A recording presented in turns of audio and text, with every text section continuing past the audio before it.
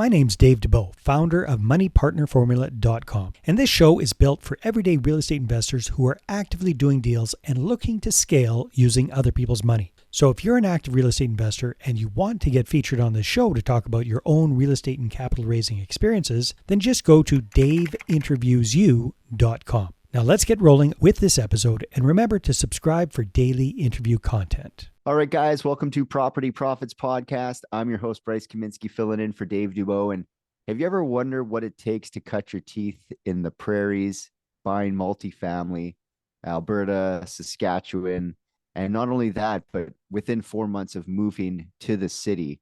Today on the show, I've got David Vanderploeg, and he's going to tell us a little bit more about his plans, not only in the middle of Canada here, but also future plans about his expansion into the United States. David, welcome to the show. Great to have you here.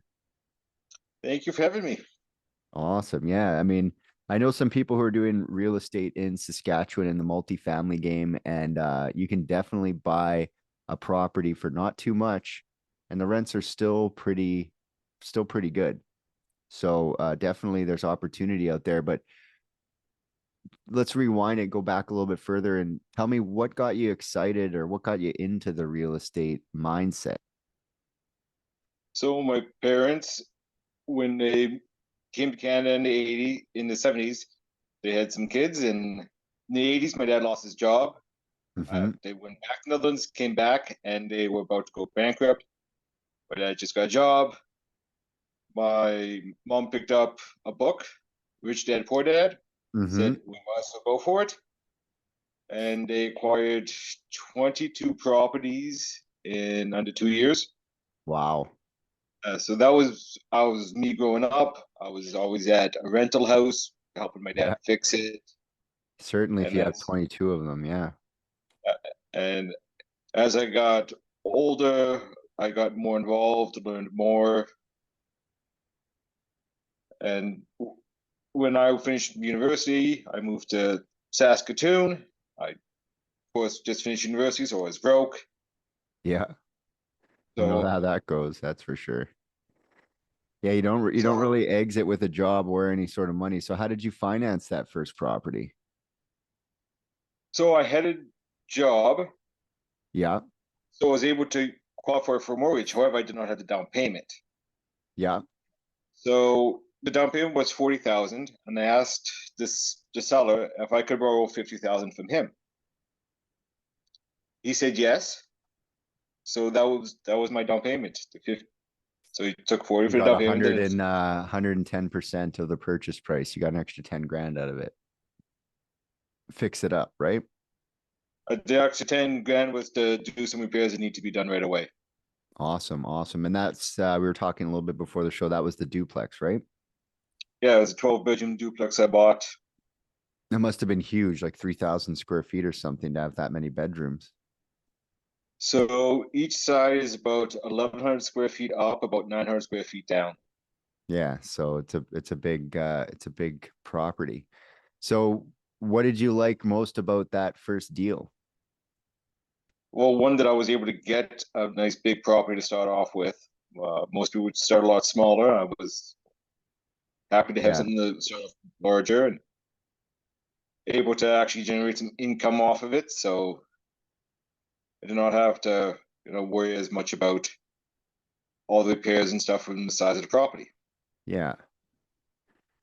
So, did you end up, we touched on this a little bit earlier too, but did you end up house hacking that, like living in one of them and renting out the rest, or how did that go for you?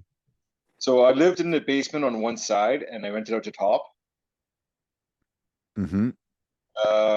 And I made a big mistake at the beginning, is I didn't make sure they were legal suites, because I bought them with basically 4 units. Probably about 10 years later, the city came and said, no, I can't have the basement suites. But that time I had paid off quite a bit of property already. So I was able to, and the rents had gone up, so I was able to convert one side to a full and then live on the other side. So you made them legal eventually? Yes. As the city wanted you to. Yeah, good for you, man. Because it's like practically done, and some retrofitting is way cheaper than building it from nothing. Like building it from nothing. We did a couple of those, and building codes and panels and new kitchens and new bathrooms. It was just is a death Yeah, march. So I just had to remove stuff. there you go. Like bedrooms and things like that. Windows So the bedrooms usually could is the big stay. one. The kitchen had to come out. So it's a hot plate type deal, No, Airbnb it was style, a full kitchen. It was completely done up, and I just had to take out the sink and the oven. And and make it not a kitchen. yes, Okay, so then fast forward a little bit further. What have you been buying and acquiring or doing since then? so so while that we tried to start business, a salon business on the side. Yeah. Didn't go well. Well, we didn't really lose anything, but we didn't really make, so it just kind of broke even. So that took me out of real estate for a little bit. Uh, then I came across Keyspire about 2018 Mm-hmm. and joined them. And while I was with them, I bought a 2-bedroom condo with the equity I had built in the duplex, and was able to basically put no money down for that. Okay. Like you took the money out of the duplex and rolled it into the condo, like a refi or As a down something like payment, that. and then I got a mortgage for the rest. And then Nice. because of all the skills I developed, because of all the renovations I had done in my previous life and on the duplex, I was able to do all the renovations myself. Save some money. Yeah, definitely. So I think in total, like renovating the whole place cost me about 6,000, and I So that's good. made that up in the first year. Yeah, definitely. So what sort of challenges would you say you had to kind of surpass along the way to where you are today? Uh,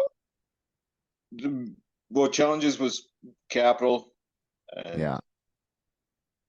because it was a big place, making sure that I could take care of everything. Being on site had really helped. Yeah. But then I'm always on site. I'm always on call. Yeah. So So now you one have of a the job. challenges, yeah, and I have a full-time job. So one of the big challenges is to start moving away from doing everything myself, giving up that trust. Because if I do it, I know Getting it's right. other people in there. Yeah. Getting other people working to do the things you know are need to be done, but just maybe not done by you, right? Yeah. So what does the future look like from here on out? Well, right now I'm in the middle of purchasing a 12-unit apartment building Mm-hmm. in Saskatchewan. There was some financing hiccups, and those seem to be solved with CMHC. Mm-hmm. So moving forward with that, that should be closing shortly. And we still have some private lending out, some private equity out. Mm-hmm.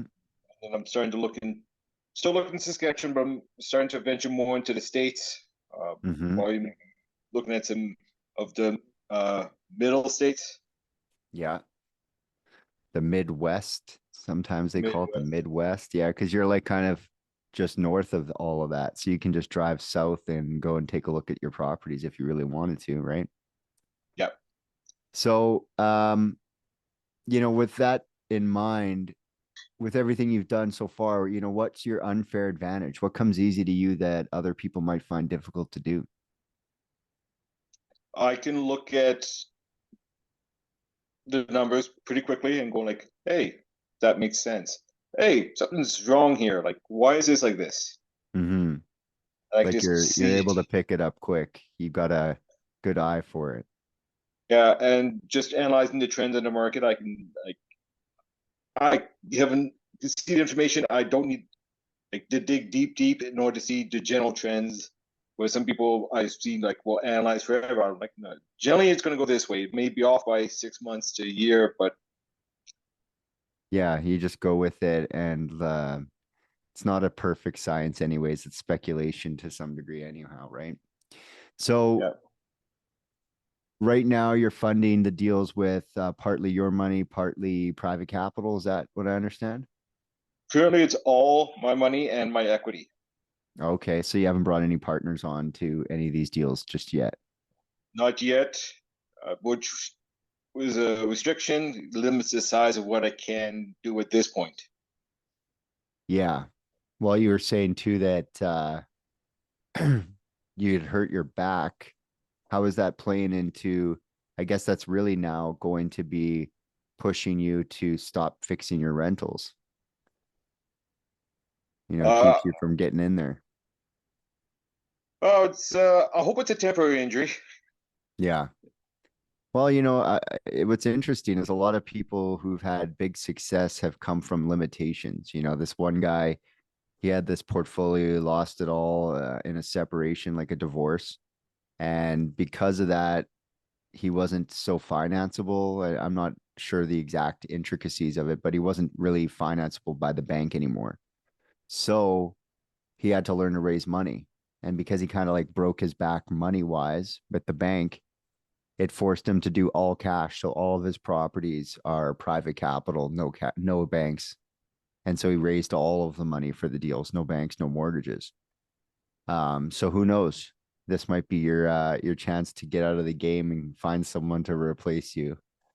Um, so when you're looking at raising capital, have you had any of those conversations yet with prospective investors? I'm sure at some point people have come to you and say, "Hey, either help me or can I invest with you?" That conversation. Have you had any of that yet? I've had some potential with some colleagues at work Mm-hmm. where they like, "What are you doing?" Like, I want to know more about what you're doing, That's where it starts. Yeah. and asking like, I've few that one that very particular wants a lot of help because they've. I think they're going to look to rent their property. They haven't Mm-hmm. yet, and they want help because I tell them like my tenants usually stay for quite a while. Yeah. Uh, 10 years is not uncommon for me. Mm-hmm. Yeah, that's pretty So uncommon. A lot of people get like a yearly turnover, maybe even quarterly turnover or semi-annual turnover. So that's awesome. What do you think is this the key to keeping someone for 10 years? oh, well, you want to maintain the property. Yeah. Well, you don't want to cheap out if there's a problem, and you want to make sure you get them rather than going to the cheapest, say, water tap. You go up it. You get one that they can pull down and get the spray going. It Treat costs them you like what, an extra? homeowners a little bit. Yeah, I like that. Yeah, Go a little bit further. the occasional gift. Like a gift Understand card or something. Thanksgiving gift turkey. card. Yeah, Nice.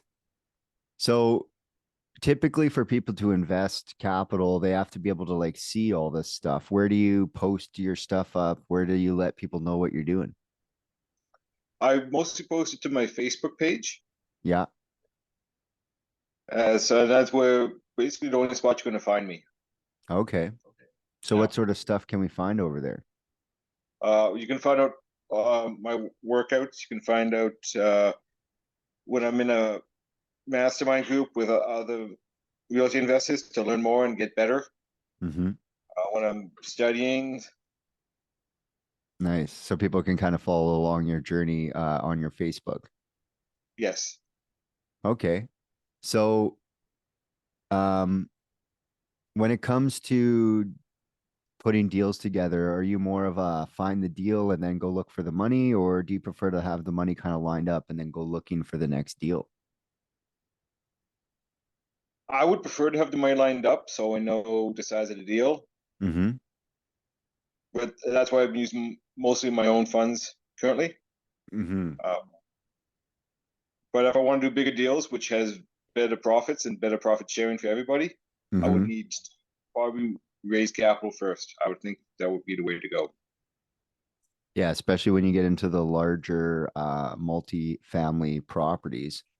So when when you're evaluating these things, what's the main interest in the United States? Why not just keep doing what you're doing already? So the United States, they have more cash flow. Mm-hmm. The price per door tends to be slightly cheaper compared to the rents. Mm-hmm. There's some really friendly laws in the states if you go to certain states, which Mm-hmm. is a real big advantage. Yeah. Uh, and that's one of the reasons why I do focus on Saskatchewan, Alberta, and Canada. Is one, I know Alberta, Saskatchewan, born and raised in Calgary, moved to Saskatchewan, lived here for over a decade and a half. The landlord laws are very fair. Mm-hmm.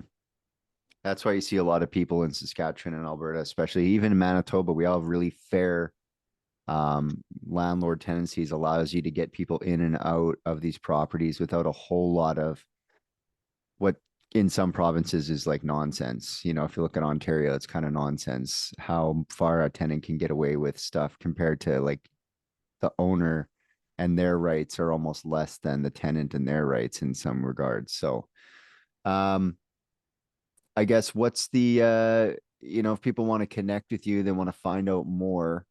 The best place is the Facebook, but you're gonna probably have to spell it for the people listening at home. How do we find you on Facebook? You can find me by my name, David Vanderploeg. That's DAVIDVANDERPLOEG.